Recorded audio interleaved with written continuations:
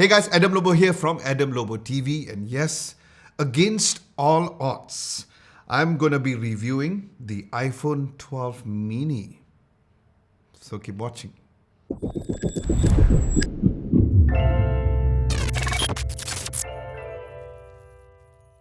Now, although the unboxing process was short, but let's start with that. Now, the iPhone 12 mini comes in a small white box with the visuals of the phone in front. And yes, the box is indeed very tiny, smaller than the palm of my hand. Then there's the Apple logo and just iPhone at the sides, and a variant at the back. Opening the box, you'll find the phone inside. Next, there is the SIM ejector pin, the user guide, and a small sized Apple sticker. Then you'll find a USB-C to Lightning cable. Yep, still no USB-C port. And yes, that has to be the quickest unboxing experience that I've ever done on this channel. Now, as for the phone specs, the iPhone 12 mini comes with Apple's A14 Bionic chipset with Apple's 4-core GPU. It comes with 4 gigs of RAM for all of the variant for the iPhone 12 series with the option of 64, 128 and 256 gigs of storage, and it comes shipped with iOS version 14.1. Now, looking at the phone's design and build, although that small phones are getting almost extinct and I am very used to a bigger screen phone, for some strange reason I kind of like this small form factor, as it reminded me of the Google Pixel 4a in terms of being a small size phone.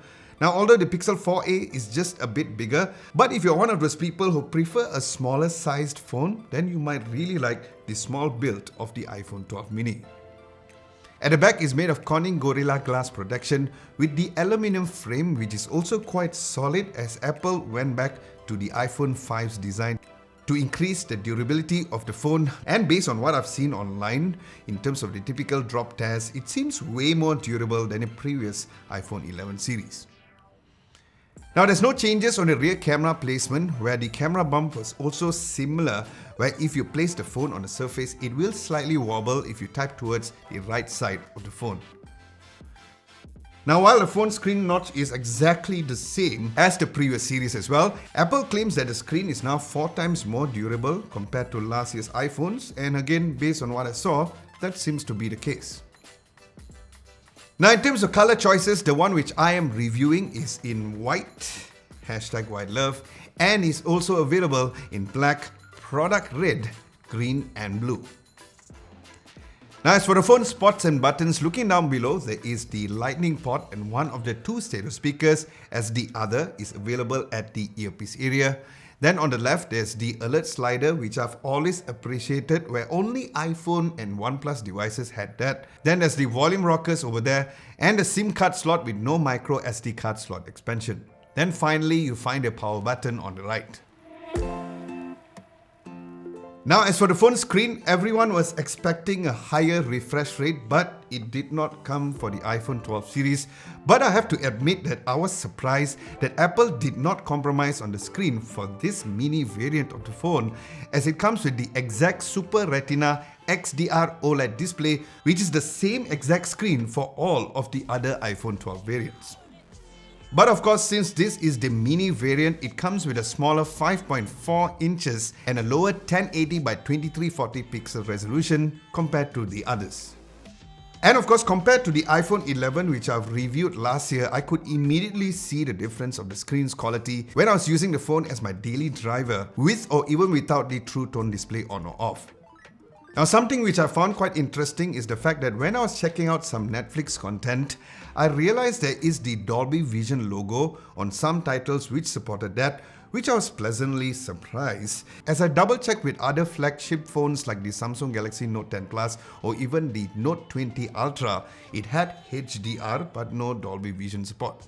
So yes, overall, I would give this an A- for the phone screen, although it comes with a smaller form factor and a tiny bit lower resolution, and of course the minus factor is because of its screen refresh rate, of course.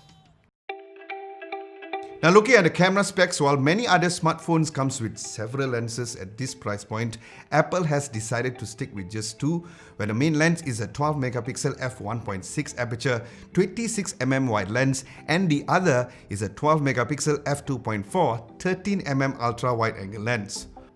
And I also find very interesting is the fact that these two lenses are the same lenses with the iPhone 12, the iPhone 12 Pro and the iPhone 12 Pro Max variant, but of course the two latter ones has the additional telephoto lens. So pictures on the iPhone 12 mini look great. In my humble opinion, I felt it was nicer than the iPhone 11 series. The regular shots were great with nice dynamic range even in situations where there was backlight as well.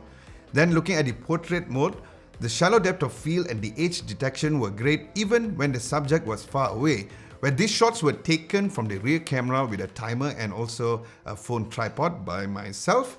And I was surprised at how it turned out when it comes to the subject to background blur, which as usual you can adjust to bokeh accordingly before taking a picture. But of course, you'll still need to be aware of the harsh lighting conditions, especially when it comes to backlighting, as the HDR processing can make the images look a bit too over-processed, like these images. Now, as for the phone's ultra-wide-angle shots, here is where there is a huge improvement compared to the previous 11 series, where the dynamic range and the color temperature stayed consistent when I was changing between the main lens to the ultra-wide-angle lens with no distortion at the edges. However, if you're one of the people who love zoom features for your phone's camera, you will be disappointed as it can only zoom up digitally up to 5 times, whereas since it is not an optical zoom, you will find the pictures to be not at its best. Now, as for the outdoor low-light shots, Apple still did not include a dedicated night mode in the app, as it senses the surrounding area first before needing to adjust the shutter speed to work accordingly to compensate on the low light. Now, I still have mixed feelings about that, as you will need to guess whether or not the night mode is on or off. And there was this weird lens flare like a little ball-like artifact when there was any light bulb like street lights as seen over here, especially when looking through the main lens. But the good news is there is also the low light adjustments for the wide angle lens too. Then looking at the phone's front camera, it has a 12 megapixel f2.2 23mm wide lens, and looking at the regular shots, it had the similar iPhone-ish type of image processing, where again if the lights is on you, it turned out really great, but if it's against you, it will produce some mediocre images, so keep that in mind. And once again, the portrait mode for the selfie camera was hugely improved, with amazing shallow depth of field with subject to background blur as well. Now, as for video recording, again, Apple decided to take the back seat on the recording resolution, where it still records up to 4K 60 frames per second. Now, the video quality both for the main and also the ultra-wide angle lens was great, where you can switch the lenses in between while recording the video, where I did find both lenses had great image stabilization, but it was a bit smoother on the main lens. Then as for the front camera, it also records at the same resolution and frame rate, where the image stabilization was really good, and I find that the HDR capabilities for the front video camera was great. I intentionally went against a highly exposed sky, and while it took a while to process it, it did give a better dynamic range, but of course compromising on the skin tones, but still very much usable. So with this, once again, I would recommend using the iPhone 12 mini when it comes to shooting videos, to use it not against the light, but the results were better on video compared to photos. Now, as for the phone sound quality, it was great.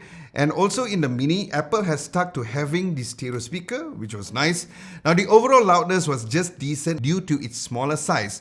Vocal clarity was great, but I did notice some vocal highs can be sometimes sounding a bit distorted at its maximum volume. And here is a quick sound test.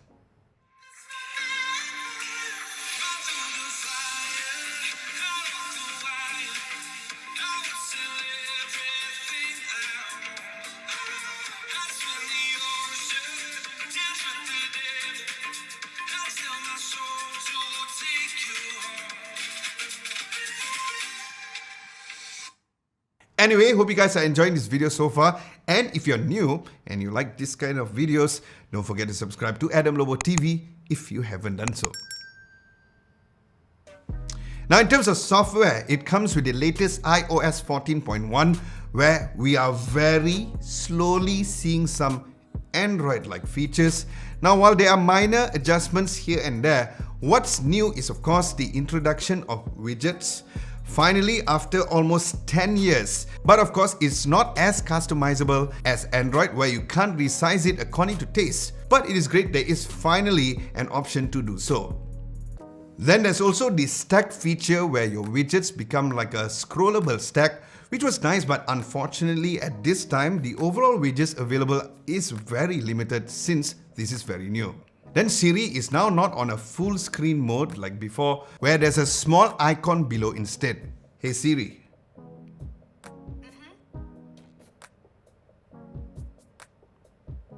Then finally, a feature that Apple did not even mention is the back tap feature, where it is available through the accessibility settings that have set the notification center for double tapping and triple tap to control center, and that to me is innovation Apple, so finally.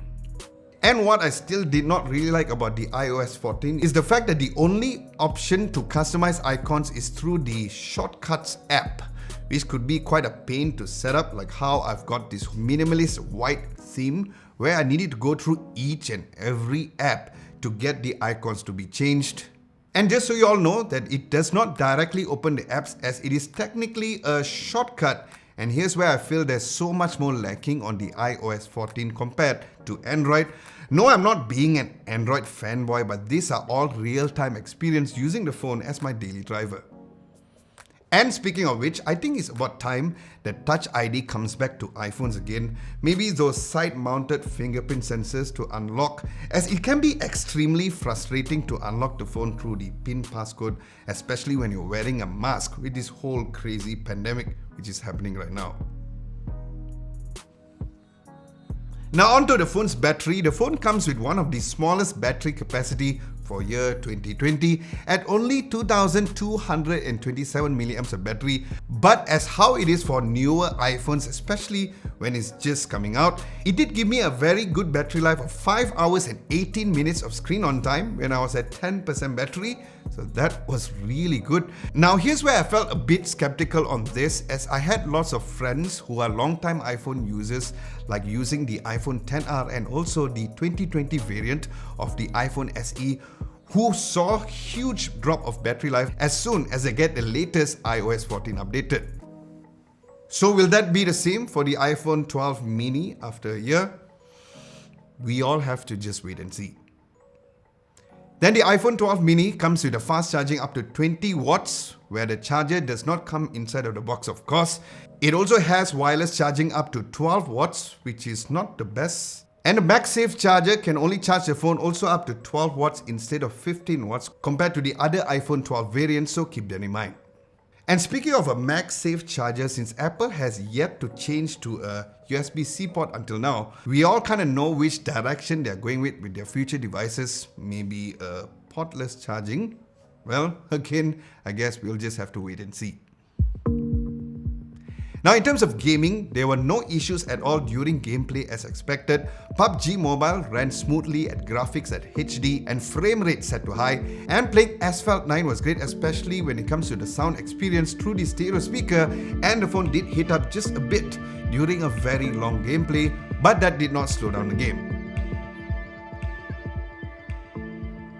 So, with all of this, the real question is, who is the iPhone 12 mini for? Now, while I was quite impressed with the overall cameras of the iPhone 12 mini and the current state of the battery life, I feel that the software experience still does feel a bit crippled. Now, if you have always been an iOS device user, then you won't find so much issues over here. But if you're switching from an Android device to the iPhone 12 mini or even any of the iPhone 12 series, you will need to rethink about the software experience, and of course, if you're okay with a smaller size screen and of course a bigger Apple price tag, especially with the available storage option to price ratio. So yes, if you don't mind those stuff, then yes, the iPhone 12 mini would be an appealing choice since it is the cheapest iPhone 12 variant at 3,399 ringgit for the 64 gigs variant, which is definitely not so much of storage space. Then there's also the 128 gigs version, which is going for 3,599 ringgit, and the 256 GB variant at a high price of 4,099 ringgit. Alright guys, with this, do let me know what you guys think of the iPhone 12 mini down in the comment section below, and would you guys get it? Aside from that, thank you so much for watching. Hope you guys enjoyed this video, and if you did, be sure to give this video a nice big thumbs up, like, share and subscribe to Adam Lobo TV if you haven't done so. My name is Adam Lobo, and I'll catch you guys in my next video.